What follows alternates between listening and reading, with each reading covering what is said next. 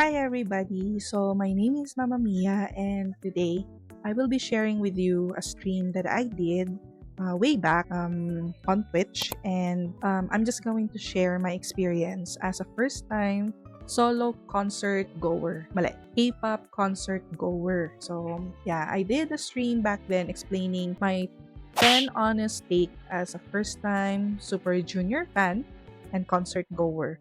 So I really hope maging open-minded po kayo and just listen to what I have to say since it's my experience. And I hope you enjoy the video during my stream. So thank you so much everybody.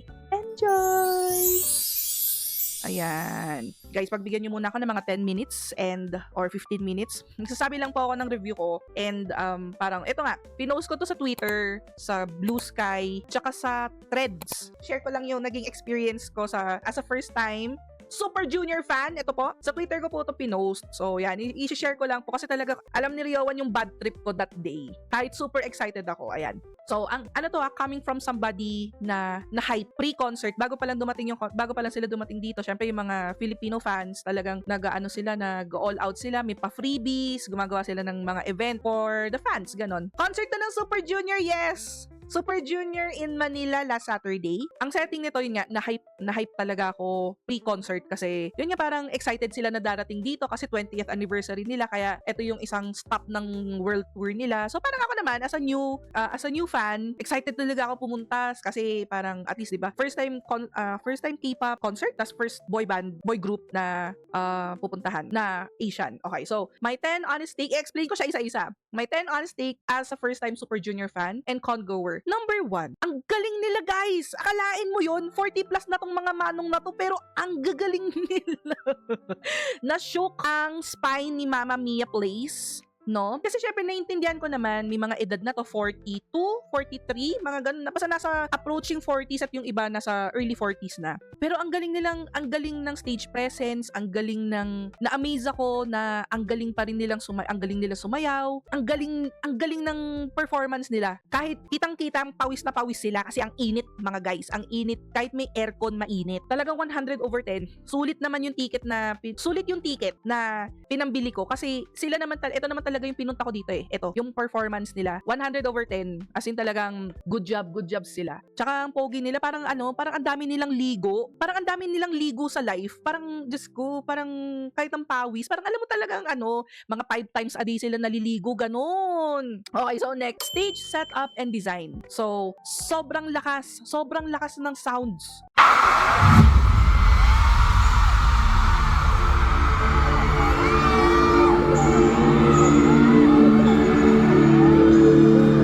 Meron lang ako mapapakita na parang design ng baka meron dito, sandali lang, open lang natin. Kung meron man ako makitang basta ganito yung itsura niya. Parang malapit, andito ako banda, 217. Diyan ako banda, ayan.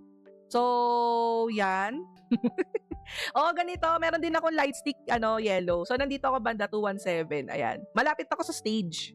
Pero sobrang lakas ng sounds, ang sakit sa tenga. Tapos nakakatuwa kasi ang daming blue light. So ang tawag pala dito is blue ocean. So dahil yun yung color ng Super Junior is sapphire blue. Pag nakakakita sila ng ganito, parang it means na yun nga, mga fans, ang daming light stick ganon. Gusto pa nga ni Mia na tahimik lang Hindi naman. Ito nga reklamo ko. So yeah, later dadaanan natin yung reklamo ko. Okay.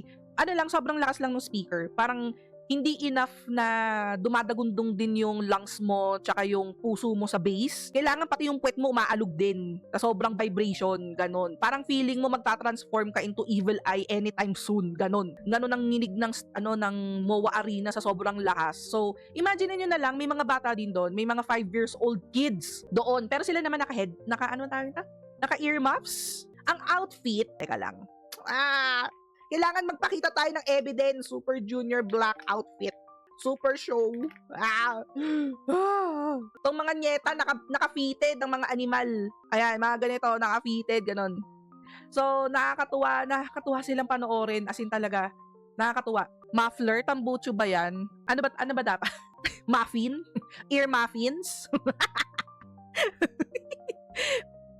So, yon outfit. Di ba, pupogi nila, ganon. Si Teki, siya ang aking bias. Siya ang leader ng Super Junior. So, ayan, medyo gusto ko yung mga nagli-leader pero napaka-geek nitong taong to. As in, nerd siya, ganon. Yung Mens, ito yung comment nila, parang pag nagsasalita sila, pag meron silang gusto, parang nila, commercial nila, ganon. 7 out of 10. Kasi, sabi dito, hindi ako sana, yun nga, meron pinapakita yung mga mukha nila sa screen. So, syempre, di ba, may kita mo yung mukha nila, no? Parang hindi ako sanay na walang subtitle sa ilalim. Tapos parang aantayin mo pang i-translate ng may babaeng nagtatranslate, nagiging English. Parang nawawala yung momentum pag nagsasalita sila kasi hindi sila dire-diretso nakakapag-joke, hindi sila dire-diretsong nakakabanat ng kalokohan kasi parang magsasabi sila ng isang sentence sa pause na matagal. Tapos may magta-translate. Hindi kasi sa screen, may screen kasi na malaki doon. So parang yun yung tinitignan ko, naka-screen sila, ganun. Eh syempre pag nanonood ako ng screen or TV na meron sila, may subtitle kasi. Pero yun lang, hindi lang ako sanay. Tsaka parang inaantay kong maintindihan kung ano yung sinasabi nila dahil doon sa translator. Pero okay naman si ate translator, parang nabigyan naman niya ng hustisya. Ayan, may parang delayed lang na malamang may subtitle kasi recorded na yun. Kaya nga, yun na nga yun. Tapos yung pangalawa, sila? Makukulit silang lahat. Pero parang this time, parang hindi sila makulit ngayon. Kasi it's either baka pagod sila, mainit, or yun nga, parang pagod sila sa biyahe. Konti lang tulog nila kasi galing silang Korea on the day October 4 din sila bumiyahe. Tapos parang konting tulog lang, sound check kagad, tapos concert na. Tapos after concert, pumunta na sila ng Naiya, umuwi na sila ng Korea. So yun, parang alam mo yun, nagigets mo naman na parang pagod sila. Pero, yun nga, nakulangan lang ako sa kakulitan nila. Nakulangan ako sa kulit nila. Kasi alam ko kung paano sila, makulit talaga sila. Ganon. So, songs. Yung ibang songs, hindi ko alam. Pero ang sarap lang pakinggan kasi live vocals talaga.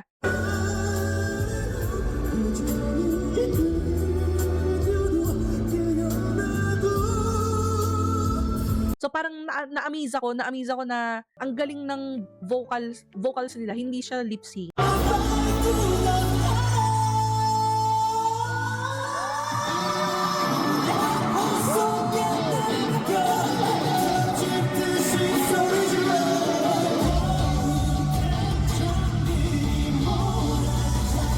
Maririnig mo talaga na parang hingal na hingal. Maririnig mo talaga parang kumakanta tapos natatawa, ganon. Mga hininga nila naririnig mo. Buti na lang di ko pa naaamoy. Pero parang pwede na rin. So alam mo talagang they're giving it their all. Kahit medyo, yun, alam mo naman matatanda na rin sila. Tsaka pagod na nga. Pagod din sila. Okay, next. VCR. So meron silang parang mga piniplay na videos. Meron silang mga piniplay na videos para, kunwari, magpahinga sila.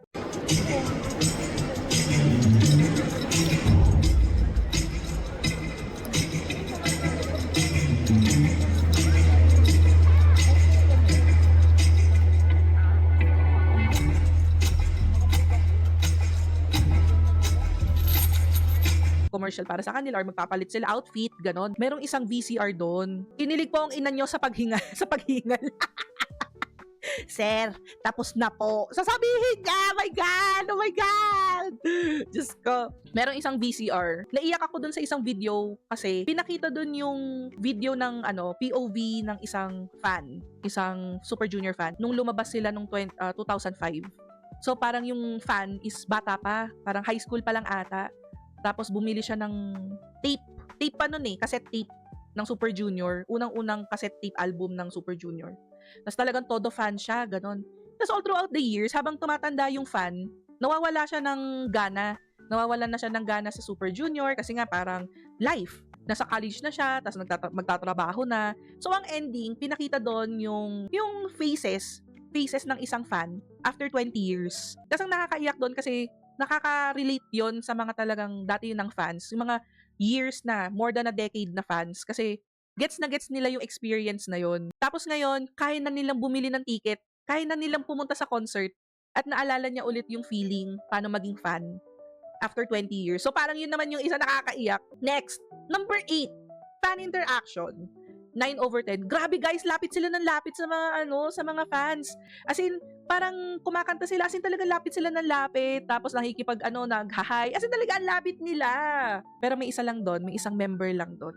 I-share ko din dito na may isang member doon. Ang pangalan niya yung Shiwon Choi. Makulit siya. As in hyper din siya, magulo rin siya, makulit siya, funny din siya. Pero kakaiba siya last Saturday.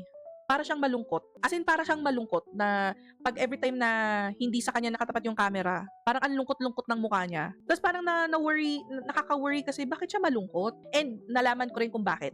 Dahil may mga ibang fans na nagsabi rin, nakita ko rin sa Twitter, sa threads kung bakit. So, 9. Venue. Ito ang pinakamasaya ko. Napag-usapan na natin sa Mamma Mia Place, ang usapang venue. Philippine Arena or MOA Arena. Ngayon, may concert ang Philippine Arena at MOA Arena sabay. Yung isa Twice, yung isa Super Junior. So, nakita ko sa TikTok, ang daming reklamo sa Twice concert. Hindi ko pa na-deep dive pero ang daming reklamo tungkol sa Philippine Arena itself. So, organizers itself, hindi doon sa performance kasi magaling daw talaga sila. Pero ang dami nilang reklamo sa lugar, sa mga organizers. So, whereas naman dito sa Super Junior, wala masyado. Kasi nga, medyo maliit lang naman din yung MOA Arena. Tsaka parang kitang-kita mo talaga, kahit saan ka umupo, makikita mo talaga sila. Ayan. Meron akong problema dito. Meron akong, kaya 7 out of 10 to eh. 7 out of 10 kasi, ang upuan ko po, nasa section 217 po ako. So, medyo nasa right side, left side ng stage. Malapit din ako. Lower box. Ako po yung nakaupo sa pinakadulo. Lower box yung area ko. Sa MOA Arena ha. MOA Arena.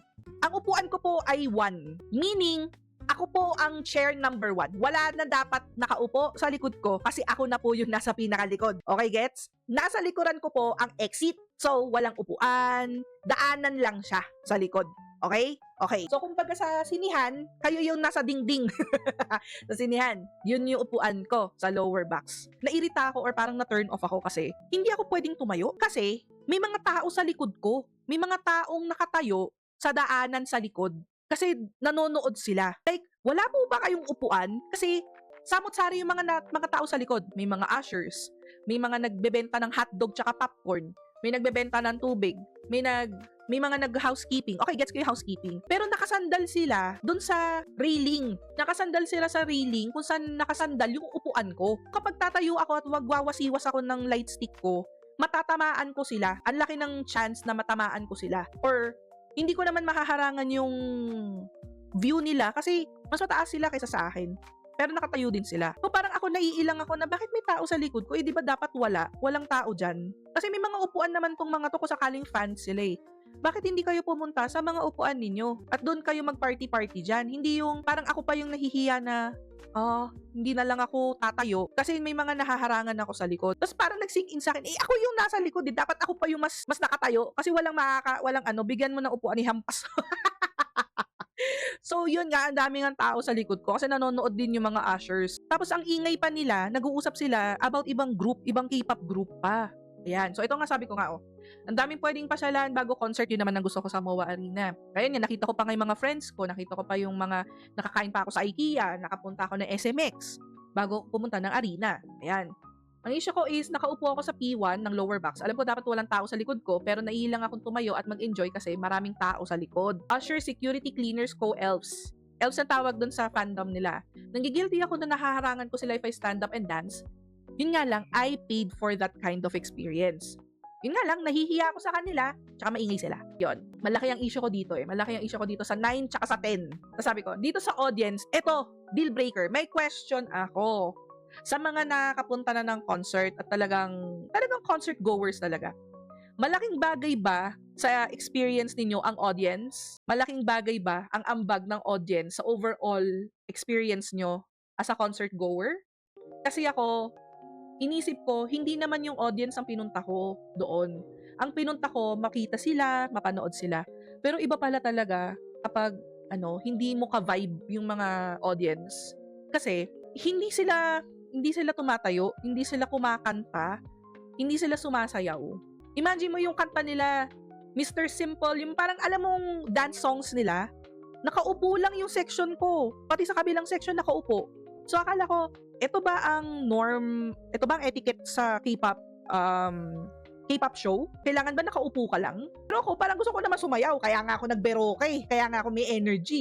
Kaya nga ako puro salon pa sa katawan kasi hinahanda ko na yung sarili ko sa sakit ng katawan kasi gusto ko sumayaw.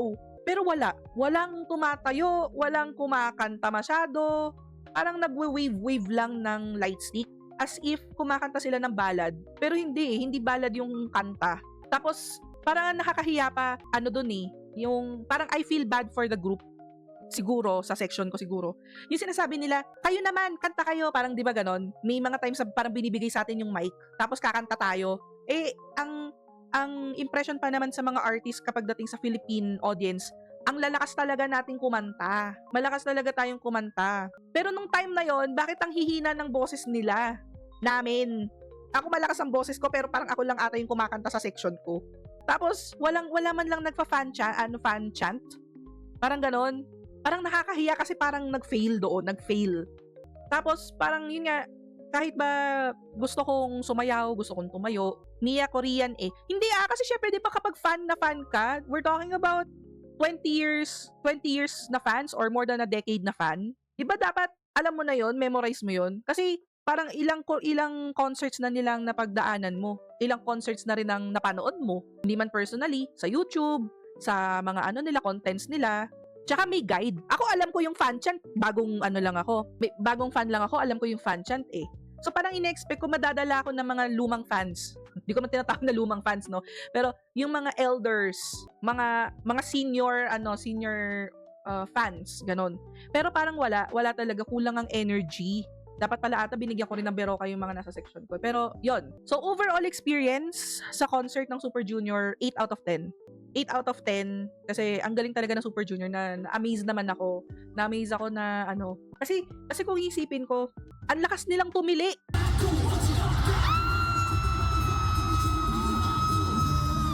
Ang lakas-lakas nilang tumili. As in talagang dumadagundong ang tili. Pero kapag kakanta na wala na, parang ako na new fan, alam ko yung mga lyrics kasi talagang inaral ko yung setlist nila, pinakinggan ko sa Spotify, paulit-ulit, ilang araw, pinaghandaan ko talaga. So ako, dahil yung ibang songs hindi ko alam, parang in-expect ko yung mga dating fans na mga more than a decade na fans. Mas alam nyo yun by heart kesa sa akin. Pero parang walang kumakanta, walang sumasayaw. Parang hindi ba parang may impression ba yun sa artist? May impression ba yun sa performer na parang, party song to pero parang walang sumasayaw? Hindi ba parang medyo negative ba yun? Ewan ko, kasi first time ko eh. Although may isa naman nagsabi na stand up, everybody stand up. Tumayo naman yung mga tao kasi sinabing everybody stand up daw. Pero pagkatapos ng everybody stand up, upuan na agad. Although in-offer ko naman sa tweet ko na in-offer ko naman kung may ibang experiences yung ibang tao kaysa sa akin, kasi parang sa akin medyo downer ng konti. Kasi talagang, ba't ganito dito? Ganito ba talaga? Parang ganon. Ako pa yung nahihiya na sumayaw, kumanta, ganon. Kasi walang ibang sumasabay, walang ibang taong gumagawa nun. Parang alam mo sa buong section, ikaw lang yung bibo. Ganon. Okay. So, babalik tayo dito. Hindi ko talaga maiwasan ma-compare yung experience ko sa concert na to versus sa Backstreet Boys. Bakit? Una, mga tito-tita at may ibang fans doon na parang kasing tanda na ng nanay ko. Humahataw pa rin nung Backstreet Boys ha. Yun ang first ever concert ko sa MOA Arena din. Nadala ko ng mga audience kasi mahihain din ako, parang kasama ko pa yung asawa ko noon. Parang balak lang namin umupo. Yun ang unang balak namin, umupo. Parang hindi pa namin kayang tumayo kasi wala kaming confidence, or ako, parang nahihiya ako. Pero nadala ako ng audience ng Backstreet Boys kasi sila yung sabay-sabay silang tumatayo, walang umuupo. Umuupo lang sila kapag slow songs o kaya nagkukwentuhan sila sa stage. Alam mo yon, doon lang sila uupo. Pero kapag talagang everybody, talagang tayo, sasayaw talagang kanta, sayaw, humihiyaw. Mga matatanda na rin yun. May mga mas matatanda pa sa akin, nasa 40s. Meron pa nga doon kasing edad ng nanay ko. Pero kaya nilang gumanon. Kaya nilang maging, maging alive. Kasi doon sa section ko na napuntahan ngayon, I was really expecting na alive ang mga tao. Ay nako, siya nga nakaupo si Nels, tapos parang ako naman kinakatawa, parang tumayo ka, sabi niya masakit ang likod ko, dito na lang ako, ganon. Pero yung buong section namin nakatayo. Si Nels lang nakaupo, tsaka isang senior citizen. How much more pa kaya dito na naka-light stick kami? Tapos talagang, parang alam mo yun, na-down ako.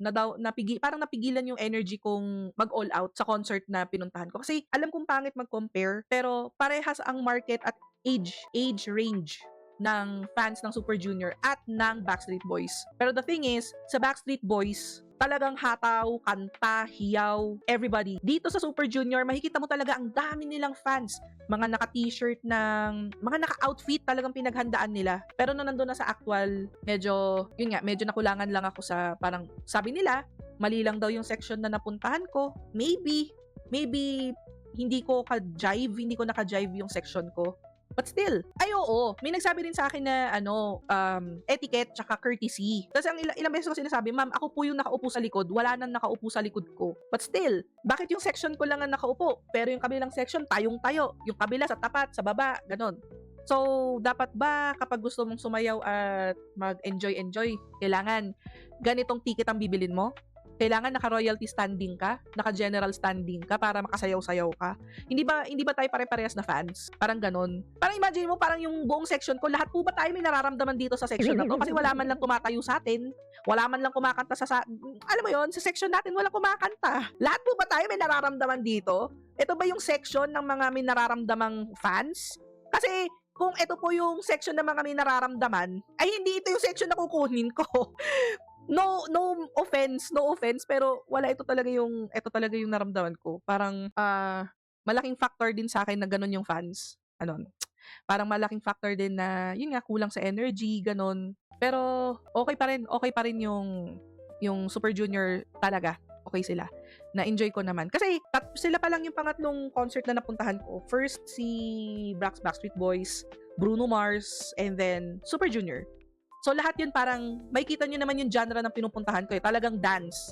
Talagang labasan ng energy. Yung mga tipong concert na pinupuntahan ko. So, yung dalawang concert na napuntahan ko, okay yung energy. Talagang bigay todo, bigay kanta, todo sigaw, todo ganon.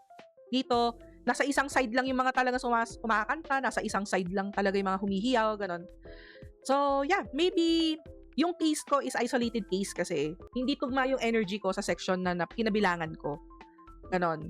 May nagsabi sa akin sa threads nun, mas masaya daw sila sa general ad sa taas. Kasi daw dun sila sa taas, talagang sayawan daw talaga, kala mo party. Lahat sila sa gen ad. Tapos pagdating sa lower box, just kala ko nga nonchalant eh. Kaso hindi ako nonchalant. Pumunta ako dun para mag-party-party. Hindi ako gagastos ng ganong kalaki para lang umupo. Well, iba-ibang, hindi ko iba-backtrack yun pero yun talaga yung nararamdaman ko kasi gumastos ako ng malaki para pumarty. Pero hindi ko naman din ini-invalidate yung mga gusto talagang umupo lang. Hindi ko naman sila in-invalidate. Kasi baka nga may nararamdaman sila, kailangan ko lang maging understanding and considerate. Pero yun pa rin talaga ang nararamdaman ko. Hindi ako magsosorry. Sorry dun sa binayad ko. Kasi hindi ko talaga nasulit ng 100%. Siguro yung nakuha ko sa experience ng concert na to is around 80%. Pwede pa rin naman. Pero still, yun pa rin, gano'n. Meron talagang, mas masarap talagang mag-attend ng mga ganito kapag may ka-energy ka. Ka-wavelength mo, ka-hyper mo. Talagang okay. Okay talaga pag may kasama ka. Yun nga lang kasi sa akin, mag-isa lang ako. Tapos parang ako lang yung mag-isang nakatayo. Pamukha akong tanga na nag-all out akong tumitili. Pero ibang tao, wala naman. Parang nakaka-down din ng energy. Nakaka-down ng energy. Ito rin yung isang rason kung bakit nawalan ako ng gana sa ibang elves. I have unfollowed a lot of people na so-called fans nila kasi imagine nyo guys, nagbabalak sila na patayin daw namin yung light stick namin kapag magsasalita siya. Bibigyan daw namin siya ng Black Ocean treatment. Hindi ko papatayin yung light stick ko para sa yung opinion ninyo. Although hindi ko naman dinidisrespect yung opinion ninyo kasi nga na-hurt kayo, go ahead, be hurt.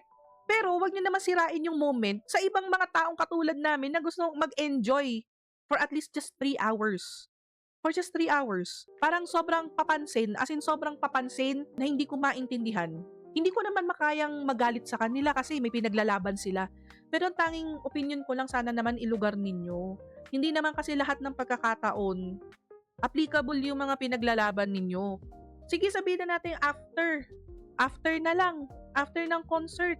Kasi it's ruining the experience for a lot of people na nag-ipon, gumastos ng pera para lang pumunta sa concert na yon. Tapos para lang doon. Tapos tuloy ang naging niya tuloy, imbis na nag-high naman siya. Parang pinagpi-pray over niya yung mga pinagpi-pray over niya yung mga tawag nito, yung mga fans. Parang nagdadasal siya. Imagine niyo yun, nagdadasal siya habang nagpo-perform. Kumakanta yung ibang members na siya parang nagpe-pray over siya dun sa mga fans. Dahil nga may hate na eh. May nagpapakita na ng hate. Diyos ko talaga. Parang ganyan ba? Ganyan bang pagpapalaki sa inyo? Parang para lang mambwisit kayo ng ibang tao. Diyos ko naman. Pero yun lang. Pwede naman akong hindi mag-attend, di ba?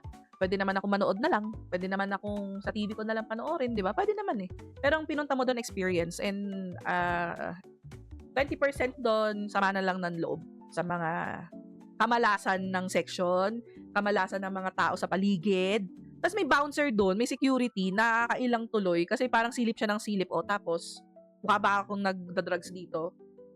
Yun pala daw, nakita ko sa isang Twitter post or X post na meron daw nakapasok, nagdala ng DSLR, which is bawal.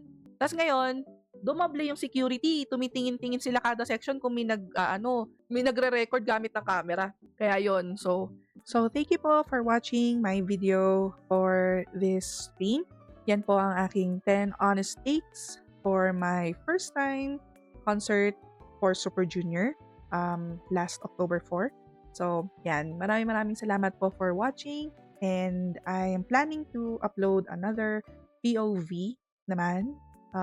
IRL naman yun. Maybe I won't show my face, but it's an IRL drive going to MOA and story time, of course. But yes, this is my first upload for my Super Junior experience. So, thank you so much for watching. I hope to see you guys again. Bye-bye!